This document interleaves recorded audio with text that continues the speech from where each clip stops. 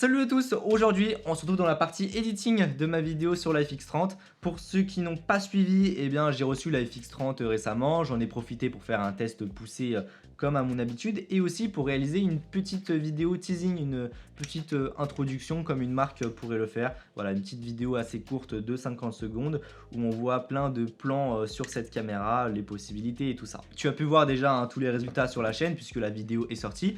J'ai également sorti une vidéo making of sur toute la partie tournage, donc je te montrais vraiment tout en détail comment ça s'est fait de A à Z directement en direct. Et donc là on se retrouve pour la partie editing puisque il y a eu beaucoup de choses, tout ce qui est SFX, tout ce qui est étalonnage, la partie montage. Et donc le but c'est que je te montre comment je me suis organisé et comment j'ai fait tout ça sur DaVinci Resolve. Je pense que ça peut être très intéressant, mais juste avant qu'on voit tout ça, pour ceux qui n'ont pas vu, je te mets bien sûr tout le lien en description de la vidéo complète, mais tout de suite la vidéo introduction.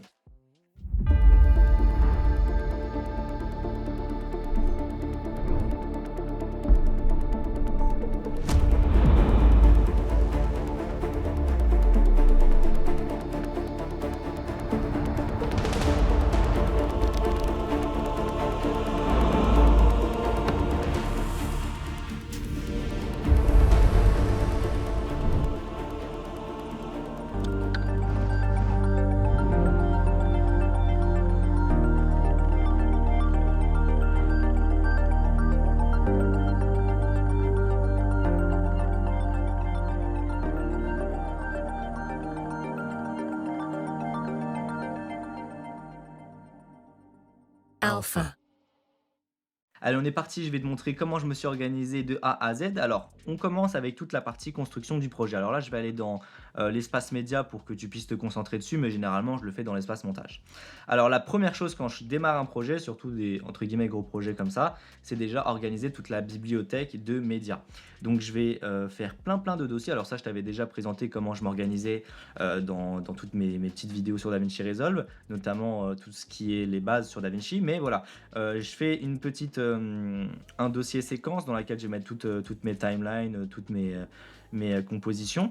Je vais avoir un dossier ressources, donc ça c'est tout ce que je vais importer dans le projet. Pas mes caméras, mais vraiment tout ce qui va à droite à gauche, donc les packshots, toutes les photos, les enregistrements d'écran et tout ça. Enfin, tout ça, ça va dans ressources. Et puis à partir de là, dans ressources, je vais faire plein de dossiers.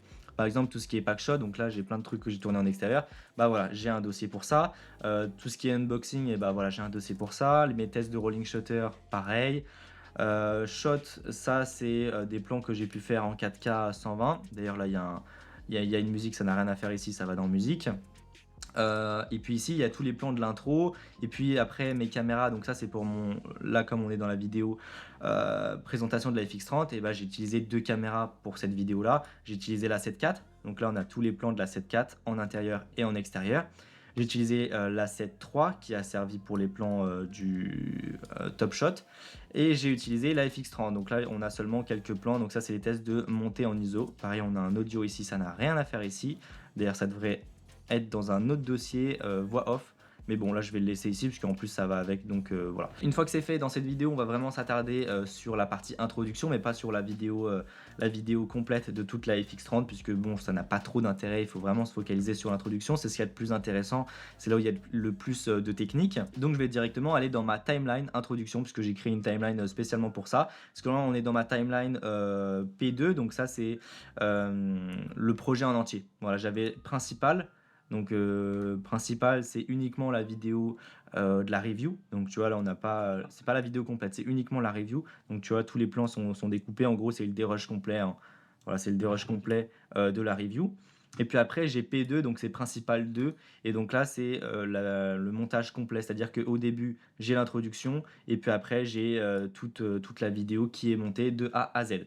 Donc là on va sur la timeline introduction. Donc dans cette timeline j'ai uniquement tout ce qui est introduction. Alors il faut savoir que déjà j'avais fait un petit storyboard, hein. Tu l'avais vu sur la partie du tournage, j'avais un storyboard, donc je savais voilà qu'est-ce qu'il fallait mettre au début, qu'est-ce qu'il fallait mettre à la fin, le style de musique que je voulais. Et puis ça m'a permis de faire mes recherches, tout ça après. On va commencer avec tout ce qui est dérush, puis montage dans la timeline intro. Alors pour faire mon dérush, j'ai ouvert une deuxième timeline. C'est ce que je te recommande de faire dès que tu as des projets assez complexes. Enfin voilà, tu vas avoir plein de plans et que tu ne sais pas comment t'organiser, je te conseille d'avoir 2 timelines et de monter sur 2 timelines. Alors comment est-ce qu'on, fait ça? Eh bien, c'est très simple. Directement, il va falloir aller dans les réglages d'affichage de la timeline et puis après, tout simplement, cocher l'option superposition des timelines et donc là, tu vois, on va avoir toutes les timelines qui sont affichées juste ici.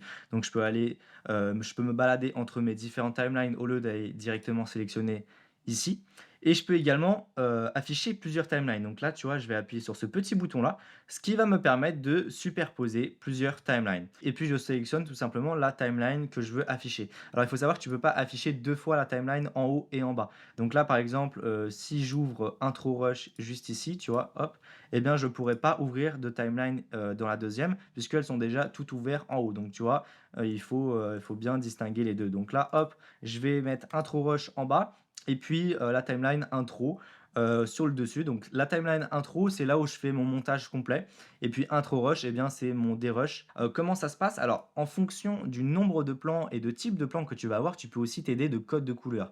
C'est-à-dire que, bah, par exemple, tous les plans où, qui sont un peu moins dark dans mon cas, eh bien, je pourrais pourquoi pas les mettre, en violet ou en rose plutôt et puis tous ces plans-là, je pourrais les mettre dans une autre couleur. Enfin voilà, tu peux t'organiser avec des codes couleurs, avec des marqueurs aussi, tu vois? Tu peux faire un marqueur, tu cliques dessus, tu mets ton nom et tout ça et si tu veux l'étirer, tu maintiens l'option, la touche option ou alt, de ton clavier et puis tu étires le marqueur en fonction de la zone, tu vois? C'est ce que j'ai pu faire au-dessus, je vais t'expliquer ça, juste après.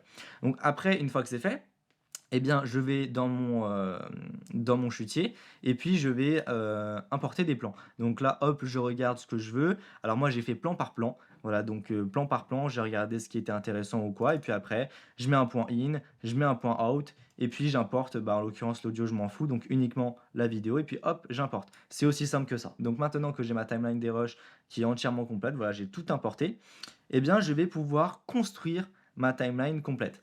Et pour cela, je te conseille vraiment d'avoir déjà sélectionné ta musique. La musique va t'aider à construire, bah, ta vidéo puisqu'en fonction du mood de la musique, de son tempo, voilà, parce qu'une musique qui est très rapide, bah, forcément, il va falloir des plans qui s'enchaînent.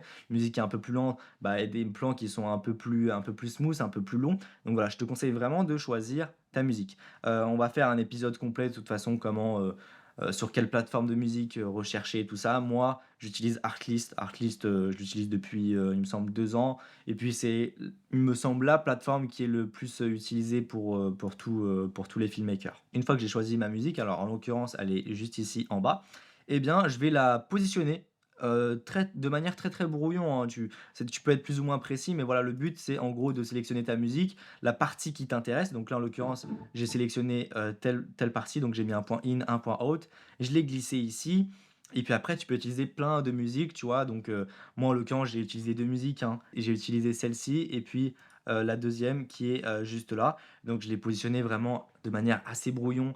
Voilà, le but c'était de savoir un peu le tempo et puis, à peu près d'où va commencer telle musique. Donc une fois que ta musique est positionnée, eh bien, il va falloir que tu construises petit à petit, ta vidéo.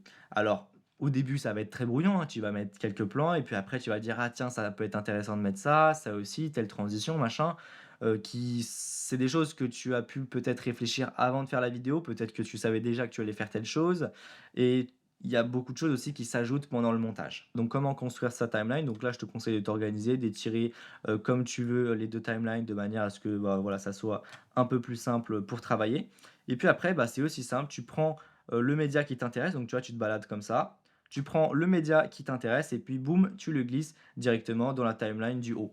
Et puis après, bah voilà, une fois que c'est glissé dans la timeline du haut, hop, tu peux le rogner et puis le positionner. Alors ce qu'il faut savoir, bon, on en parlera de tout ce qui est étalonnage après, mais on est sur des plans qui ont été tournés en S-Log 3 avec l'Asset 4.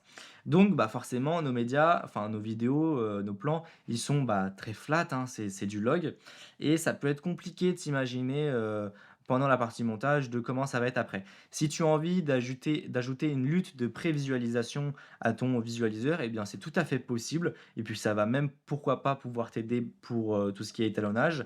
Moi, je l'ai fait. Donc comment ça va se passer? Il va falloir que tu ailles dans, la petite roue crantée en bas à droite, les paramètres du projet et puis après dans gestion de la couleur et puis là, tu vois, tu as sélecteur de lutte et puis tu peux sélectionner plein de luttes. J'ai ajouté une lutte source, mais puis après tu as, lutte uniquement pour le moniteur, lutte uniquement pour les viewers, pour les scopes et tout ça. Donc là, nous, on s'occupe de tout ce qui est lutte source, puisque tous mes plans ont été tournés en S-Log et donc je vais sélectionner une lutte. Donc là, en l'occurrence, je vais aller dans Sony juste là et puis après, tu vois, tu as plein de types de luttes pour Sony. On va pas sélectionner, Rec. 709 type A ou tout S-Log 2 machin, puisque en fait les autres luttes vont ajouter plus ou moins de contraste et de saturation. Ce sont pour différents types d'utilisation, mais voilà, pour convertir vraiment simplement, ton S-Log 3 en Rec. 709 et bah, c'est cette lutte là, la deuxième qu'il va falloir sélectionner. Donc je sélectionne ça et puis je fais enregistrer et là tu vois directement, dans le viewer et bien ça a, changé de look d'espace colorimétrique. Donc ça c'est très pratique puisque maintenant quand je visualise, dans mon media pool une vidéo et bien au début elles étaient totalement flat, hein, c'était du log et puis bah, maintenant j'ai ma petite, lutte de visionnage donc ça c'est très, très pratique. Donc voilà, j'importe mes plans au fur et à mesure, je vais fermer ça pour mettre un peu plus de place et puis une fois que, voilà mes plans ont été positionnés, donc tu vois ici au début j'ai joué, avec des jeux de lumière. On est sur des plans qui ont été tournés au travelling, au Ronin, donc on a déjà un mouvement qui est présent. Mais puis après, si j'ai envie d'ajouter encore plus de dynamisme, plus d'immersion, et ben je peux pourquoi pas. Il me semble que je l'ai fait sur ce plan-là, je suis pas sûr. Voilà, jouer avec les images clés. Voilà, de manière à ce que ça zoome, à ce qu'il y ait des rotations. Donc ça, je l'ai utilisé sur pas mal de plans. Sur certains plans aussi, j'ai joué sur la vitesse et puis inversé le plan. Puisque je te le disais, hein, lors du tournage, il y a des plans que j'ai tournés dans un sens, mais qui vont être inversés, puisque bah, ça aurait été plus compliqué lors du tournage de le faire dans le bon sens directement. L'avantage d'avoir des plans qui sont très dark, c'est que bah, les transitions sont entre guillemets simples à faire, c'est-à-dire que bah, voilà, par exemple pour tout ce qui est jeu de lumière, bah, comme ça s'éteint, ça se rallume, ça te permet de faire la transition très facilement. Même chose quand bah, le boîtier sort du cadre, et bah, on est directement sur un fond noir, donc après la transition sera plus simple pour la suite et ça j'y avais réfléchi dès le début. Il y a également des plans où j'ai fait du speed warping, donc voilà, donc c'est cet effet où d'un coup ça va être très rapide ou très lent et puis ça va accélérer ou ralentir, donc ça c'est très simple, hein, c'est avec tout ce qui est commande de variation de vitesse et puis les courbes de vitesse qui sont juste là. Donc les courbes de vitesse, une fois que tu as tes points qui sont placés, bah après ça te permet de les moduler, d'ajouter des courbes au lieu que ça soit linéaire. Il y a également certains plans, hein, je te le disais lors du tournage, que j'ai réalisé plusieurs fois avec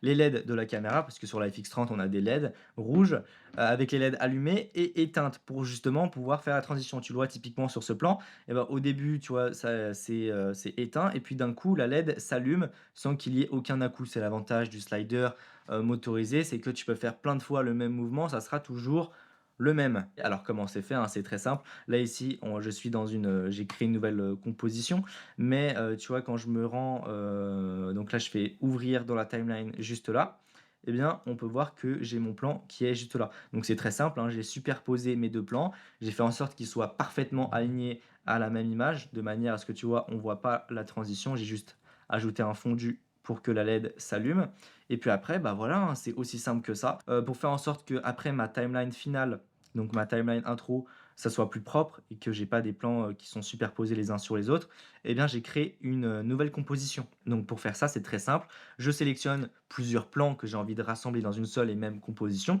Ça peut être pratique aussi pour tout ce qui est zoom, rotation.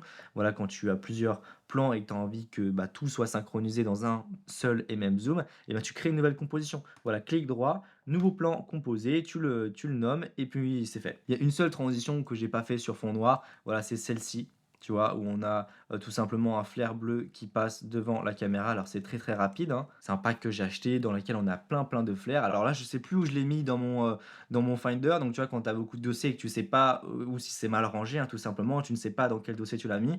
Alors soit tu regardes le nom et puis tu fais une recherche, ou soit directement tu fais clic droit, hop et puis, rechercher dans la bibliothèque de médias et hop, tu vois, il te l'affiche. Donc là, en l'occurrence, il était dans l'onglet musique, ça n'a rien à faire là. Donc, tu vois, je devrais le déplacer directement dans mon dossier ressources. Enfin bref, tu vois, ça ressemble à ça. Tu vois, c'est tout simplement un flair qui est sur fond noir. Le problème, c'est que comme c'est sur fond noir, eh bien, quand tu vas l'importer, eh bien, ça sera noir. Donc, il faut ajuster le mode de compositing. Donc, tu vois, tu vas aller dans compositing et là, dans mode de fusion, tu vas faire sur ajouter, puisque sur normal, et bien hop, on a juste notre flair et donc là, il va falloir se faire sur ajouter et ça va en gros, supprimer les blacks et on arrive sur, la LED qui s'allume donc directement avec un petit fondu. Alors là, j'ai eu un peu de mal à aligner les 2 plans puisqu'ils étaient pas parfaitement, identiques, ce qui fait que j'ai dû, faire un zoom, très rapide une fois que la transition était faite. Donc voilà, j'ai fait un zoom de manière à ce que ça paraisse plus naturel. Tu vois, on le voit juste là, hein, le bouton menu, il est parfaitement aligné, mais au niveau du bouton on off et mode, c'est pas parfaitement aligné, ce qui fait qu'on voit très, très légèrement, si on fait attention et qu'on passe image par image, eh bien, on voit que voilà, ce sont pas les mêmes plans. Un zoom, dézoom tout de suite après, ça passe mieux, je trouve. En plus, avec la musique, franchement, je trouve que ça s'enchaîne bien. Et puis voilà, rien de plus compliqué, hein, sur la timeline, tu vois?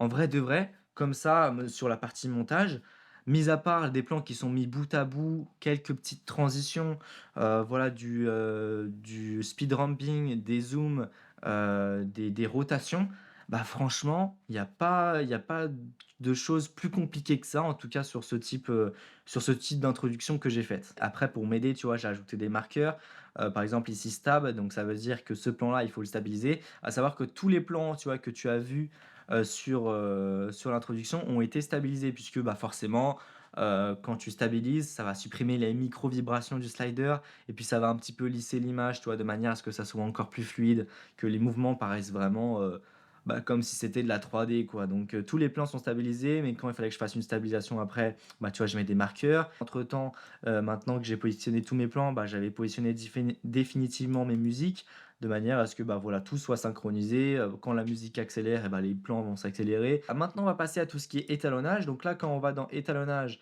alors là, tu vois, tout en haut, je vais t'expliquer pourquoi, surtout, à quoi ça sert quand on a beaucoup d'effets. Mais, tu vois, je désactive et active, les effets. Donc tu vois, quand tu cliques sur cette roue, ça va activer, désactiver tous les effets qui sont appliqués. Et là, tu vois, l'image, elle est dégueulasse. Pourquoi? Eh bien, tout simplement parce que tout à l'heure, on a ajouté une lutte de visionnage S-Log 3.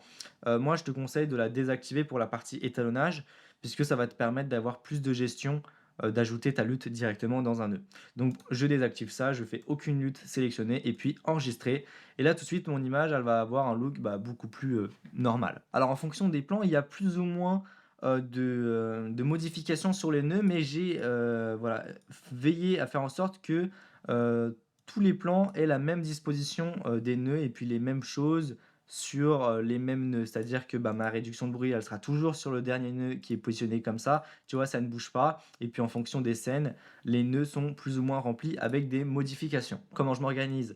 Et bien sur les premiers nœuds qui sont juste là et enfin voilà, je vais faire des modifications sur tout ce qui est colorimétrie.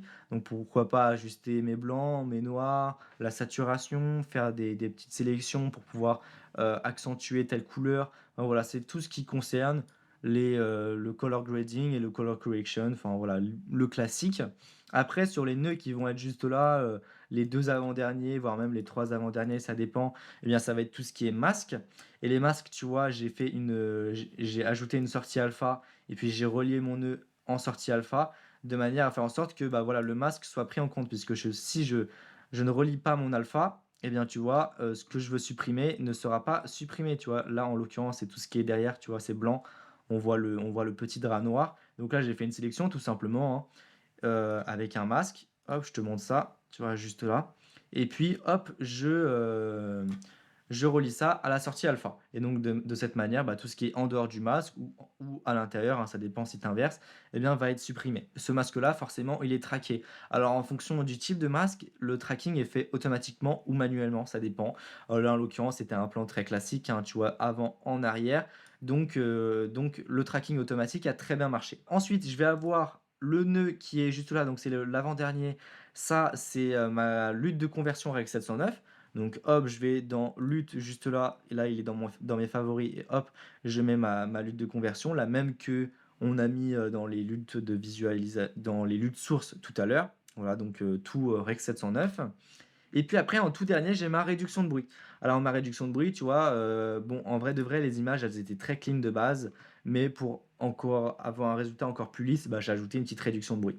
Donc ça, c'est un réglage qui prend beaucoup de ressources. Donc moi, je te conseille de le mettre, de le positionner et puis de le désactiver. Tu le désactives et tu l'activeras à la toute fin de ton montage parce que sinon, ça prend beaucoup de ressources et ça va ramer, enfin bref, ça sera pas fluide. Mais enfin voilà, tu l'actives, tu fais tous tes réglages et puis après tu désactives. Donc là, qu'est-ce que j'ai fait ici sur ce premier nœud? J'ai ajusté un petit peu le contraste et j'ai modifié un petit peu la température. Je te montre le avant-après avec ce nœud, tu vois? Qu'est-ce que j'ai ajouté un petit peu la saturation, tu vois? Après je suis dans tout ce qui est courbe HDR. Alors les courbes HDR, c'est quelque chose que j'utilise de plus en plus. Enfin voilà, j'utilise vraiment ça tout le temps, parce que je trouve que c'est, une manière très simple de faire des ajustements et puis très précisément. Tu vois, quand tu veux ajuster tes blacks et bah, tu as tous tes réglages qui sont juste là et puis tu peux gérer l'exposition, la saturation, dans tes blacks, les darks, les shadows, là tu as tes light, highlight, spectacular et puis global. Enfin voilà, tu as beaucoup, beaucoup de réglages. Maintenant, j'ai également utilisé la déformation couleur, donc tu vois, c'est ce petit arbre qui est juste là, hop, et ça va te permettre de sélectionner des couleurs et de les saturer ou de les désaturer ou de modifier une couleur. Donc là, en l'occurrence, je l'ai utilisé pour pouvoir saturer le rouge. Je te montre si je désactive le nœud, tu vois, le rouge, il ressort pas beaucoup et là, quand j'active le nœud, le rouge ressort beaucoup plus. Donc c'est très simple, hein, tu sélectionnes une couleur, en l'occurrence, bon là je resélectionne le rouge, tu vois? Et puis après hop, tu tires comme ça vers le haut ou vers une autre couleur, tu vois? Et tu peux, voilà, tu vas pouvoir ajuster ça. Alors d'ailleurs, le seul truc qui me dérange dans toute cette vidéo intro, c'est que voilà, j'avais pas vu, mais il y a une trace de doigt qui est juste là sur le bouton.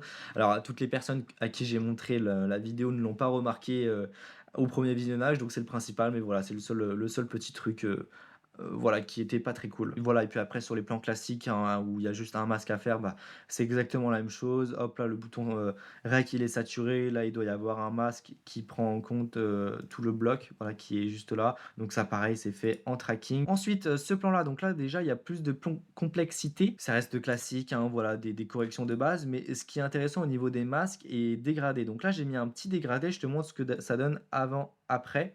Donc là, le but en gros, c'était de faire en sorte que le côté gauche de la caméra, il soit plus sombre, de manière à ce que quand le logo, Sony est éclairé, à ce niveau-là, alors là, je vais désactiver la réduction de bruit parce que sinon on va pas y arriver.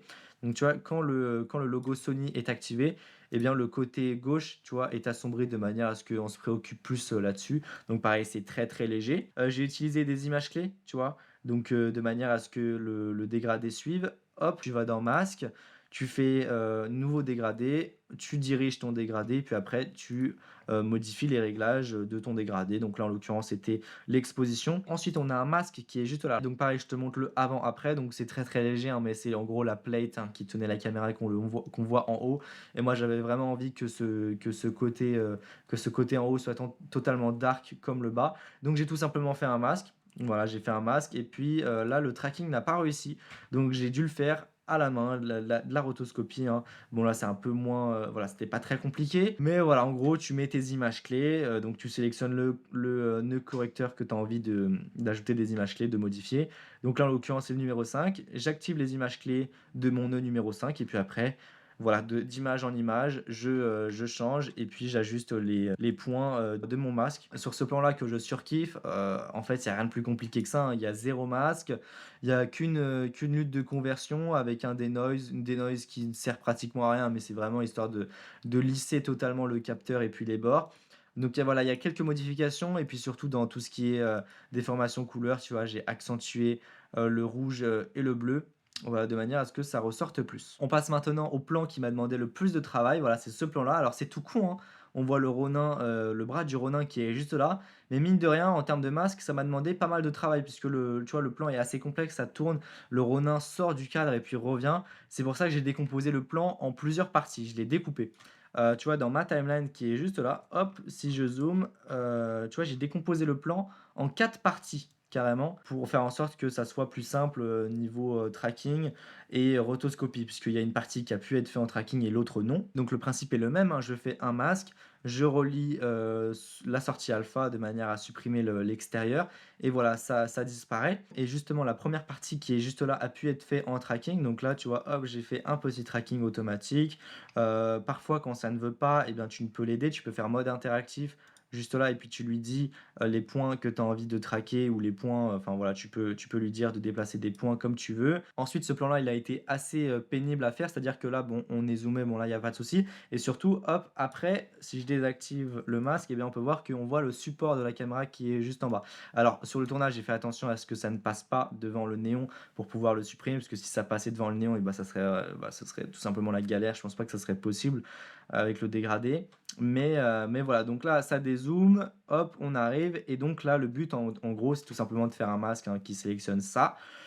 Et je le relie à la sortie alpha, donc là-dessus, il y a pas de souci. J'ai pas pu le faire en tracking automatique, je l'ai fait directement à la main. Donc j'ai activé mes images clés et puis hop, image par image, j'ai décalé ça. Le truc, c'est que, bah, voilà, comme j'ai supprimé l'intérieur du masque et bien l'intérieur va être noir, sauf que, le background est pas forcément noir profond et donc là, il a fallu que je trouve une technique pour faire en sorte que, ça ne se voit pas trop, le fait qu'il y ait un masque, voilà, qui tienne la caméra. Tu vois, là, quand on est en écran comme ça ne se voit pas du tout.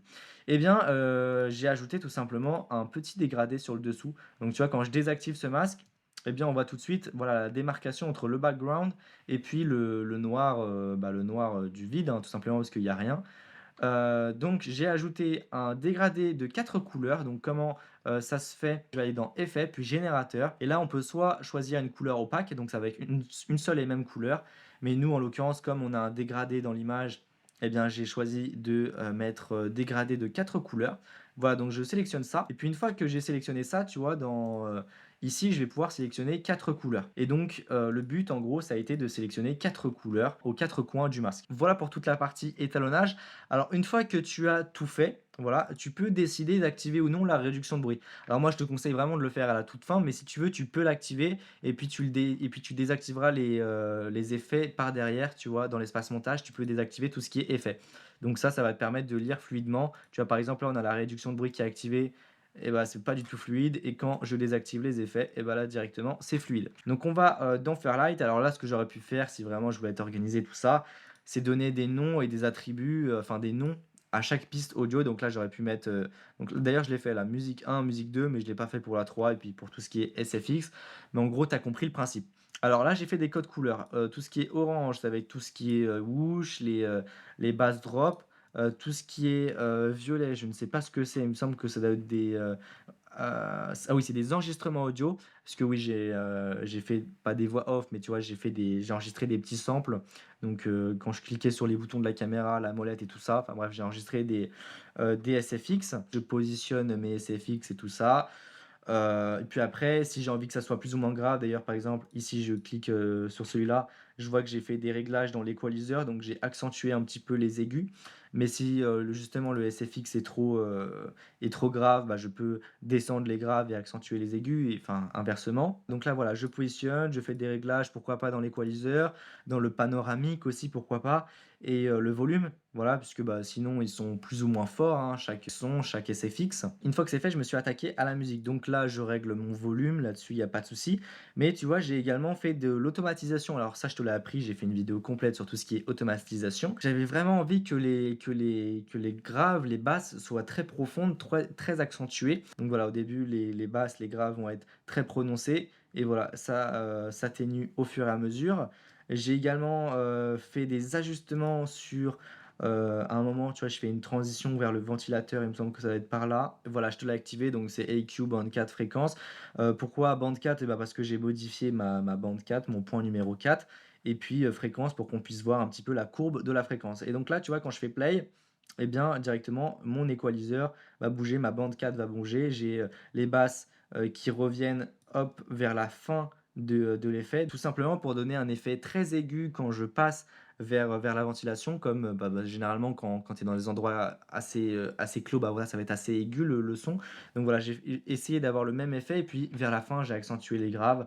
Va voir la vidéo avec un casque et puis tu vas tout de suite le remarquer normalement. Finalement, la plus grosse tâche, hein, c'était tout ce qui est sur le tournage, hein, puisque si, tu as quasiment tout qui est fait sur le tournage et que tu as pas besoin de faire beaucoup de choses à l'étalonnage et au montage, et bah, forcément ça va assez vite. Il y a rien de plus. Alors il y a des fondus, hein, tu vois juste là. Donc là, il y a un fondu qui est très simple, hein, juste là et puis là, j'ai mis un fondu avec une courbe et bien voilà, une fois que j'ai fait tout ça, Et ben, je reviens dans l'espace montage, j'active tous mes effets, je fais mes rendus, hein, donc je vais, dans lecture, rendu, là je le mets en automatique, il va tout me sélectionner directement parce qu'il y a de la réduction de bruit et puis après, bah, il y a plus qu'à faire le visionnage. Alors j'ai eu pas mal d'ajustements, à faire après, notamment sur les basses lumières, parce que parfois on voyait un petit peu le masque. D'ailleurs, si tu fais très, très attention, aujourd'hui, on voit encore un petit peu le masque, il faut vraiment regarder image par image et puis sur un grand écran, tu vas voir normalement les bordures du masque, mais il faut y faire attention. Et bien voilà pour tout le processus, d'editing, sur DaVinci Resolve. J'espère que ça t'aura appris des trucs.